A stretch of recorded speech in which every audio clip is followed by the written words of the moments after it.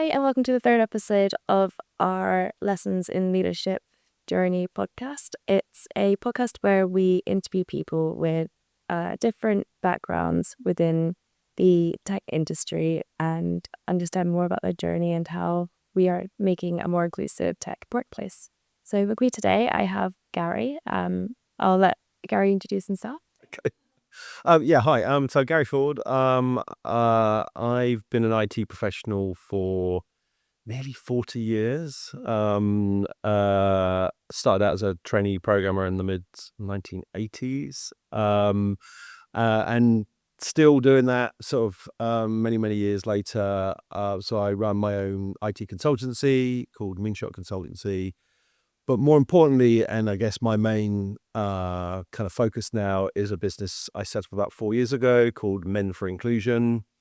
We work across many different sectors and industries to try and help people develop their inclusive leadership kind of capabilities. When we started 4 years ago, I would have said we were very focused on getting more men into those conversations, particularly straight white men who tend to still hold most leadership positions in most companies. Now I'd say we are more broader than that. And actually, I think we are trying to work as much as we can with mixed gender groups on the belief that we can all be more inclusive in the way in which we show up to work. Yeah, totally. And what kind of companies would you say bring in Men for Inclusion? What benefits does it get them? It's interesting, actually. So I think it's been predominantly, companies with a large office-based workforce, traditionally. Both myself and my business partner have a background in financial services organizations. So when we started, we did quite a lot of work there and actually still do. And I think that financial services as an industry is maybe slightly further ahead on some of these conversations than other industries. But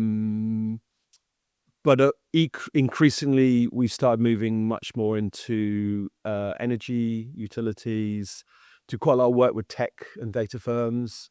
I think we're just exploring whether construction and travel could be interesting kind of areas for us. I mean, clearly construction, in a way, not unlike energy and utilities, has traditionally had a very male-centric workforce. And I think with the work needed for the green transition and climate change, I think they're undergoing quite a kind of transformational kind of change in demography almost. So I think those are kind of interesting areas for us. Construction, heavily male dominated, particularly obviously on building sites. And again, I think sheer, numbers of people they need, because obviously a lot of the green transition needs to be supported by, people in that sector. Travel is slightly different. That's kind of interesting. So just beginning to sort of tease out because that's a little bit more gender balanced, because most of our work, I think, is kind of gender related. But again, if you look at the senior leadership arena, would intend to sort of drop out. But honestly, I think our approach is to try and be super balanced about these type of conversations.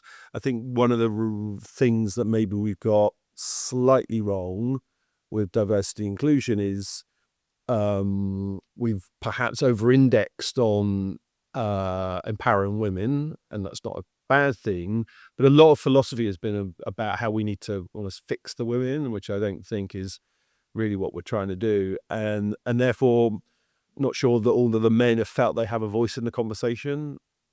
So a lot of what we do is trying to make sure that not only do everyone understand the challenges we create for people based on personal characteristics, but also how we actually need everyone to try and build better solutions. So Yeah, and I agree on that. So I attend a lot of women in tech events, and it's interesting when you look around, there it is mainly women.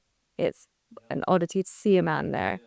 And we all sit in a room and hear stories and nod along and agree with those stories because we've experienced them. And then we go out and although there's lessons in other people's struggles and there is power in community, and recognizing that you're not only going that alone. Sometimes change doesn't come from that. It comes from the outside, or the, not perpetrators, that's a strong word, but Yes. people involved in making decisions also need to be aware of the problems. Yeah, I mean, it's kind of interesting because I think that the overall play, one would argue, around diversity, and we'll stick with gender as our lens for the moment, is the fact that the more balanced you can make these teams, generally speaking, the research will show them they make better decisions. So therefore, if we're trying to figure out how to make better decisions to actually be more inclusive, you need balance in that conversation. It's kind of your point about diversity in tech is really interesting. Clearly, I've been to loads of diversity in tech conferences, and typically they do have that. I'm usually in the minority, and I guess there's clearly irony in that, given the state of the tech industry. But it's really curious. I did one with Computer Weekly do something every year. It's a really good event. I've been two or three times now, and I went last year. And unsurprisingly, very few men in the audience. But what was interesting also, that there was virtually no men on the stage for the entirety of the day. There was one guy, the editor of Computer Weekly, a really brilliant guy called Brian Glick. But he was there because he was doing an interview with someone. But the chances were, had his D&I lead not been unwell that day, it was more than possible that he may not have been, no men on stage at all. So, and it was kind of curious, like 5-6 years ago, when I first got into doing this work full time, I would have been cheering the fact that it's only women on the stage, right? And you get all this kind of like all male panel type things, and you tend to object to that. But it was curious that, having only seen women all day on the stage, I was thinking, actually, you know what, is that right? So I was messaging a woman who I've worked with for over a decade. And I said, do you think it's right that we only have women on the stage? And she's going, absolutely not. Because it's just telling everyone that this is a women's issue. And of course it's not, right? So that's another of those reasons. I think men don't kind of engage because they see it like anything with women in the title, men don't go, right? Full stop. But actually, we need them there, right? Because they actually are part of, clearly sometimes part of the problem, but also it'll be part of the solution. Yeah, and by also having men on the stands, it gives debate, it gives different perspectives on the conversation, rather than maybe experiencing the same. It'd be like, oh, I've not thought about it this way because of this reason, and it gives chance for everyone to grow. Absolutely. I mean, again, I know it's very easy to kind of just focus on the gender lens, but if you ask men and women what they want from their careers, they usually give pretty similar answers. I mean, I think you're more likely to find women talking about the need for more flexibility, and then more likely to be talking about the need for financial security. I think there's some real interesting reasons behind that. But the other things they tend to be talking about are, they want opportunities. They want to feel that their career's kind of progressing. They want to feel that what they're doing is purposeful and meaningful. So again, lots of similar stuff. And therefore, if we're creating barriers for anyone to feel that they're getting the right things out of their career, A, we need to understand why that might be. And B, I think we've all got a role in trying to make it better, right? Absolutely. Yeah, it's why I created this podcast. So we have a tech leaders event.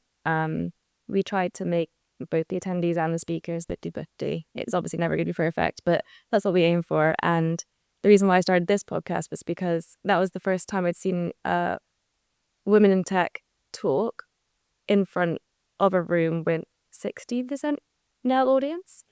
And the women were nodding along their heads like, yes, experienced that as always. And you could see the men in the audience being really curious. The amount of questions at that was probably the most questions we've ever had for a talk, because you could see people seeking to understand and saying, I've said that before and I did not realize that was wrong.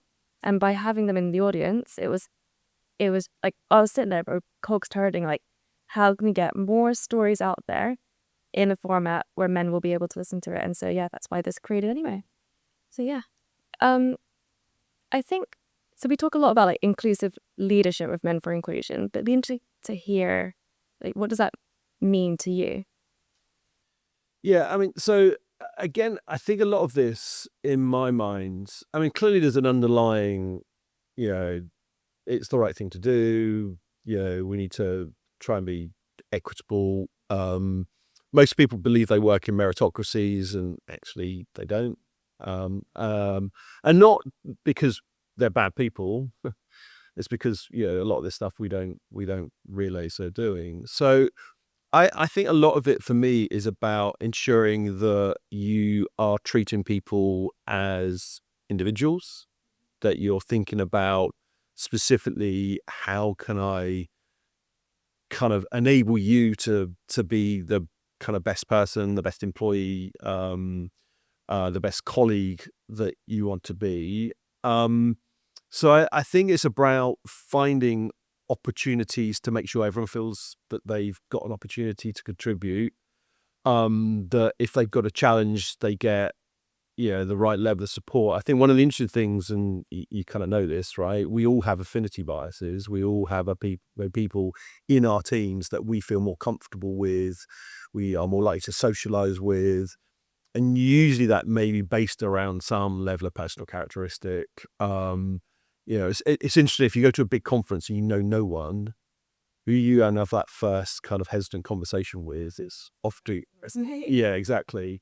So we all have that tendency. So therefore, if you're a leader, and you've got two people in your team, and you're always going to have different levels of affinity with people. If the people that you have less affinity with and you see they're struggling, do you give them the same level of support as the people that maybe you had that high affinity bias with when they're struggling? So I think there's lots of small things about, are we trying to ensure that everyone is making the right progress and the progress that they want? You've got forces stuff on people. And are you ensuring that you're seeking out those differing perspectives when you're trying to figure out how to do things better, right? Whether it's how you're building your product, how you're delivering your services, how you want to interact with clients. So I think a lot for me about being inclusive is just that, giving everyone a bit of a level playing field to contribute, treating them all kind of as they want to be treated, not how you expect to be treated. And you know what? I think there's an element of being a little bit uncomfortable and getting comfortable with that, as comfortable as you can be. So I think I think leaders have to show a little bit of vulnerability and kind of be ready to share their experience. I also think a lot of people confuse inclusion with being nice, because it's not that either. Because I think sometimes it's about trying to be really clear, really honest with people, and give them some really clear and honest feedback when you feel that they need it. So I think it's sometimes to be about being direct, because again, if you're not being direct, you're not really telling people where they're not hitting the mark, and you're not giving them the right again, that's not gonna be good for them long term in their career. So I think a lot of it's about team performance, and clearly it's what you do it, but that's, I mean, and that's where we focus a lot of our work on how do we just make things work better in team. It reminds me of the book Radical Candor. I've Yeah. heard that. Yeah, exactly. That is, you have to have those difficult conversations to allow people to grow. You can't shy away from them. Absolutely not. Yeah. I also, I think something I can't believe if it was a talk or if I read it somewhere, but with the whole like affinity bias thing, being on a team, and if your boss likes the same football team as you, and you go out and watch them at the pub, you start to learn like personal points about them, and you feel more connected to that person. And then if it comes to maybe a promotion internally, if you're not aware of the connections that maybe that like affinity bias thing has with that person, if there's a promotion with two people similar level, who do you go like, oh, I know that John has a new baby on the way, he definitely should have that promotion, or he bought me a beer last week. That's very probably not happening, but at the same time, she's very quiet over in that corner. What she contributed. And you're right. I mean, the program we tend to do with organizations, we call it a juice, because we're a consultancy, we have a clever acronym, right? But it's based on I based it on a change management practice. I don't know if you ever come across ADKAR.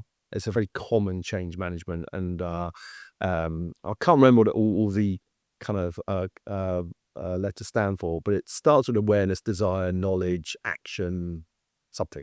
Anyway, It sounds very change management. yes, exactly. And actually, what we're trying to do, just to kind of slightly go off a little bit of a tangent, but what we're trying to do, which is undo the stereotypical thinking that we all have based around some level of personal characteristics, that's deeply ingrained in us. I mean, certainly the gender pieces, we are socialized to think about what women being good at this and men being good at that, and women wanted this and men wanted that, and all that kind of stuff. So we're undergoing still, however many years you'd call this, decades, centuries, a profound shift in perception about what men and women want and what they're good at or not good at and stuff like that. So this is a massive change curve, and we think of it as that, right? So what are the steps we need to go through when people are going through a change curve? Well, the first is you start with some awareness of the current reality of what's happening. We root that into something we call accidental sexism, which was the title of the book I wrote with two other authors, The Accidental Sexist. And it just and it's based around some research by one of my co-authors, Dr. Jill Armstrong. She did this over 3 years at Cambridge University. And she just found common things that, create barriers that are more likely to happen to women than happen to men. And it's not to say they don't happen to men, they do, just not as much. And amongst these 16, there are 16 of them, and there's quite a few connected to the affinity bias. But there's some others, right? There's some biases based around what we think women are good at, and what we think men are good at. The connection between men and leadership is kind of quite hardwired in our brain. So we tend to think men are more suited to leadership roles than we do women, and all these kind of things.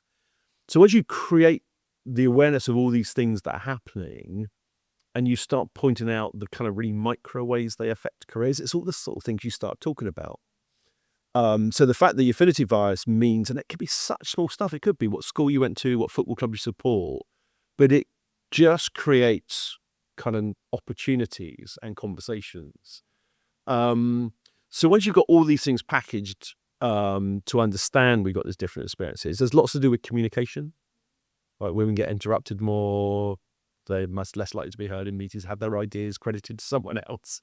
I mean, all the research shows this happens, over and over again. And like the conference you described, mostly when men hear that this is what's happening, actually most of them go, yeah, well, that's not right. I don't think. I mean, that was the concept behind accidental sexism, was this idea that we're all quite well-intentioned. We're not doing this stuff on purpose. So I think that awareness piece is really quite critical. But I think the other next bit, the D in our model of juice, is how do we create a desire in people to want change? Because we're all stupidly busy, right? I mean, it's not a question people don't want to do this. It's like, how do we get them to the point where they prioritize it over other work? That's the trickiest thing, right? So the D is about desire, and literally, I mean, this, the business case for doing this stuff is, I would say, pretty unarguable now. I mean, there are one or two dissenting voices out there say, is it really? But the overwhelming body of research would suggest it's good for business, it's good for bottom line and all that good stuff. No one cares about the business case. I mean, it's great that people are doing this amazing research, and I love it all, and I kind of use it in lots of places, but literally no one cares. Not even boards. Boards will pretend they care because they kind of have to, because the shareholders are probably asking them, but do they really? I'm not convinced they do. So therefore, we think this is about how you find a personal case. How do you make it literally the what's in it for me moment? And clearly, I would say to everyone, the answer is loads, right? And going back to the subject of leadership, I'm convinced that this is one of the key elements of the modern leader, right? If you're not good at this stuff, if you're not good at including people, bring them into conversations, making connections, treating people equitably, getting different ideas, different perspectives, then you're not going to be a leader for very long, I don't think. So if you have any aspiration to be a leader in the future, actually knowing this stuff is a really smart move, I think. So I think one of the times that we spoke, we talked through your process with when you go into businesses and speak to the leaders on some of the first conversations you have are trying to understand, like, why is it that they're there? Not just because the board needs it or it's good for business, but personally, why are they there? So how would you go about understanding it from people? I mean, it's always about asking some open questions. It might be as simple as, why are you here, or is there a reason? And it's we get such a wide variety of answers, and it usually kind of helps us shape how we're going to kind of run the rest of the session. So often it can be kind of a little bit defensive. I'm just here to learn, or my boss suggested I ought to come, or something like that. But it's really quite curious. When we've done exec levels, and to be honest, if a company has got as far as getting men for inclusion in front of their executive leadership team, then I think they've done quite a lot of prep work beforehand. But I've had a couple of really interesting experiences with executive leadership teams. The first, which was a large insurer, actually, and the insurance business is really interesting because, again, it's very heavily male dominated, and also, unsurprisingly, it's very risk averse, right? So there's an interesting sort of dynamic in how that attracts certain personality types, perhaps. But one interesting thing was this: we kind of went around the room and had that open question. It was amazing that most of the men in the room had a daughter. And it always felt like a competition. I think we started with one on this side. By the time we got around to the other side, it's like 5. I got 12 Yeah, exactly. 12 sisters, 10 daughters, There you go. 2 wives. It's like, again, no matter what, they'd have to be competitive. Anyway, and then I had another experience, and this was with a large investment management company. And investment management also is a really interesting space, right? You probably know there's about 15% of the world's fund managers are women.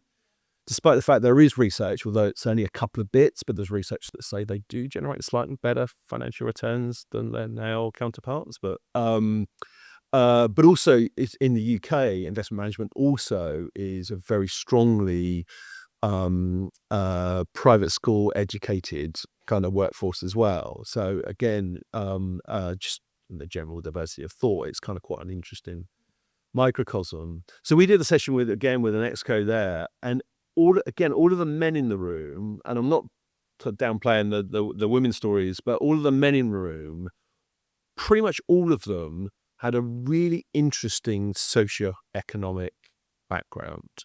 Pretty much all of them had grown up in quite challenging personal circumstances. So it's really interesting to me that they talked about that, and they talked about how that was a motivating kind of thing for them to want to be more inclusive leaders. So I think we did a little bit of research on this, and we think there's a bit of the hierarchy, and we think the business case comes last almost. The thing we think that came top is like when people said, this is good for me. They've kind of realized directly it's good for them, it's good for their teams, right? They've kind of seen the benefits. But then you look at, for some people, it's about realizing actually we are all diverse, right? So it might be around something about them. Mark, my business partner, talks about his dyslexic superpowers, despite the fact he was only kept that hidden for the first 25, 30 years of his career, the fact he couldn't spell and still can't.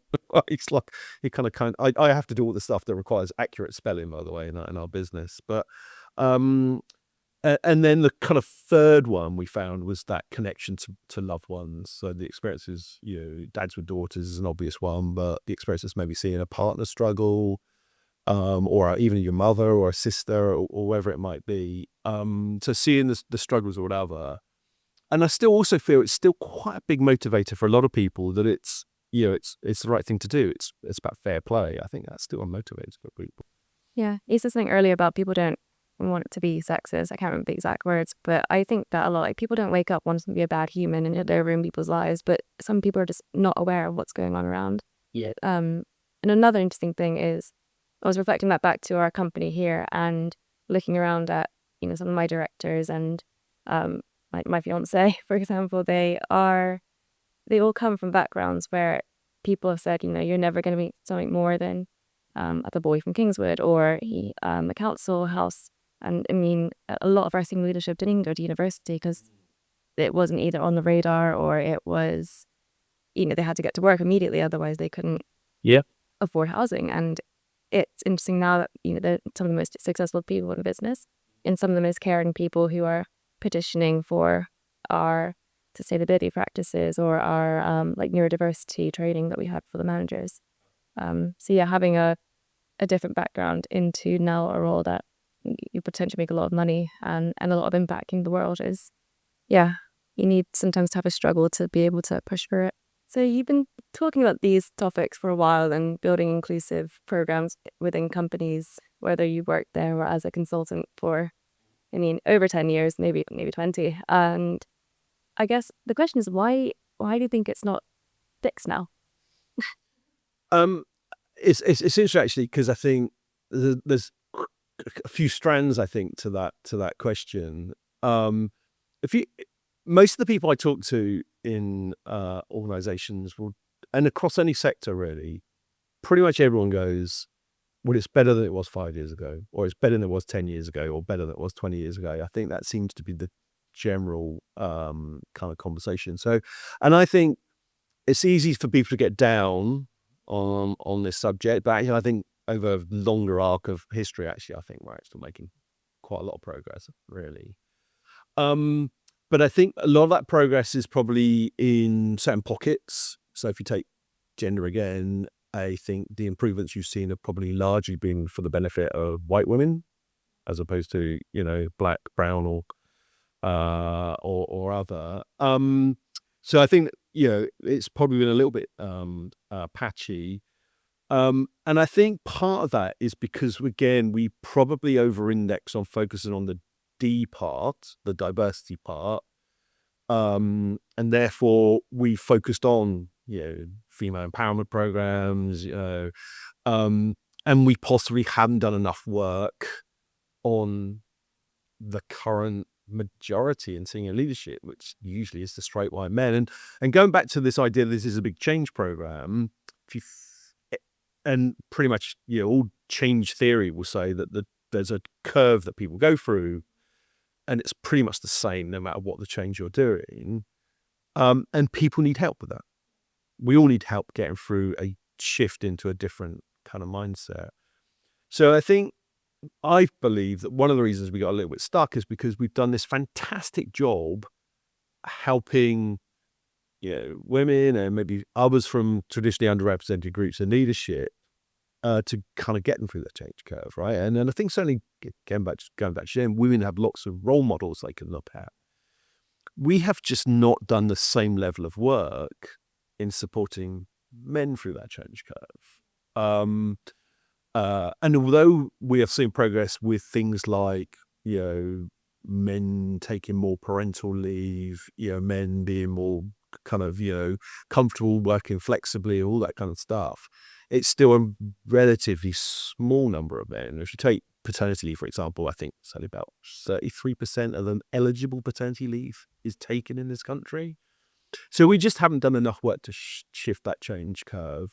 And also because the way in which we focused on the D, and therefore men in particular felt very left out of this, it's increasingly become a little bit of a resistance kind of pocket. And that, again, is always true of all change, right? There's always going to be a bunch of resistors. And I think, generally speaking, we didn't get early enough to the I part, which includes all of us, to get enough men on board. And we just lost a few of them, right? They've kind of gone off into the the resisting camp. So I think that's part of the challenge now. I think that's why we're seeing the progress is slowing, because we haven't fully engaged that group, and not in a way that helps them realize that there's something in it for them. They kind of think, it's a bit of a win-lose, scared to say something because they're going to get it wrong, and exactly. They don't feel like they're part of that group. They feel like it's a us versus them situation, and they don't want to get involved because what if I get it wrong? And I think also it's so much interesting stuff around this. So there's a brilliant guy called Richard Reeves who's created this group called Of Boys and Men. And his kind of thing is he's trying to listen to what a lot of men, particularly younger men, are saying about the things that aren't working well for them, just generally in careers.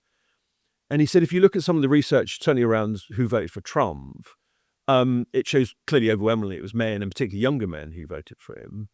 And one of the bits of research he did is he said, we try to find out whether they were just rejecting feminism and feminist ideals. I actually discovered they weren't, right? They were still quite supportive of more equal rights for women and women having the right space in the workplace. But what they were railing against is like, they had issues too, and no one was listening to them. Yeah, they weren't being heard. Could not see those programs that are actually making a difference to them as young men. And I think that's really interesting. And we should, I mean, Richard Reeves' position was like, we should absolutely not stop doing all the great stuff we're doing to help women and girls, but we just need to do more for men and boys. And he said, he calls out two particular, what he would call gender inequalities that are affecting men. The first is education. So girls outperform boys in pretty much every rung of education in most Western democracies. And health in certain pockets. There are still clearly particular health concerns for women. There are some for men, the main one being mental health. And again, you just don't see those programs being targeted at that sort of thing. You see lots of girls who code type initiatives. You don't see many men in nursing type initiatives, for example. So I think that's where we need to shift. We just need to, I mean, don't stop doing the women and girl stuff. We just need to do more of the men and boys stuff, and more of the we're all in this together, right? Rather than having separate rooms to have these conversations, more of that bringing everyone into the same conversation. So I guess to leave it here, what are a few practical tips that you would give to bring up that inclusion side of diversity and inclusion? So actually, I'll do a quick pitch for our Men for Inclusion website. So if you go to our website, we're trying to create a calendar of practical inclusion tips for every single working day of the year. So we've got to July now. So literally, you go to our website, you've got what that is, 7 months worth, and we have now mapped it out all the way to the end of the year. So so there are literally at least 220 things you can do. So to choose 2 or 3. My favorite one is this, going back to this idea that actually this is not simple stuff, really. It's being understanding all the kind of nuances of this subject, particularly when you go across all the kind of intersectional spectrum of diversity, it is huge, and therefore all of us will sometimes get this stuff wrong, right? Like, we are all learning here. And right? be forgiving when you are. Absolutely. And when other people are as well. Exactly right. There's no one company, no one person, like no one's absolutely perfect. I get stuff wrong. My wife calls me out every single day, basically. But I think this idea, if you're a leader, I think just saying to people that when I get it wrong, you can tell me. Yeah. I just give people permission. Yeah. Right? It's like, let them know. Because I think that creates an environment where maybe other people feel a bit more comfortable. So just letting people know that, you're trying your best, but you may get it wrong. And psychological safety, isn't it? Yeah, please tell me. And also to say, look, when you do tell me, I won't gonna get all kind of defensive, and I'll try and take it with the respect that it requires, because I realise it's quite difficult to tell the bosses, he or she has just made an ass of themselves, right? So I think that's the first thing. The second thing is, this idea of, you mentioned it, like, affinity biases, and therefore trying not to just spend all your social capital with the people in your team that you have those strong affinity biases with. So this idea that try as best you can, you can't be perfect, but sharing your social capital equally in some way. And then the final thing is maybe just always having that kind of back of your mind set a bit of a tone. So, if you're the chair of a meeting, you just say, look, we're going to try and run this meeting inclusively today. We're trying not to interrupt each other. We're trying to make sure everyone gets a chance to contribute. if we disagree, we're trying to do it respectfully. And more importantly, if any of you feel that we're not living up to that, then, you please tell me, and let's make sure that we're letting each other know that, things aren't the way we'd all like them. Because I think, going back to some of our conversation, Kate, is we possibly have over-indexed on the D of diversity inclusion. We need to focus a lot more on the I, because we get the I right, I think the D will start. I agree. Thank you so much. It's been an absolute pleasure. I feel like I've learned a lot. I've got from you too. 10 more books to read now, which will be exciting. But Brilliant. thank you so much for coming in, and everyone go check out the website for your tips. Yes, thank you. And buy the book, hopefully. And buy the book. The Accidental Sexes. Buy the book. I've actually got my Amazon basket. I just haven't done it yet. No worries. It's still there.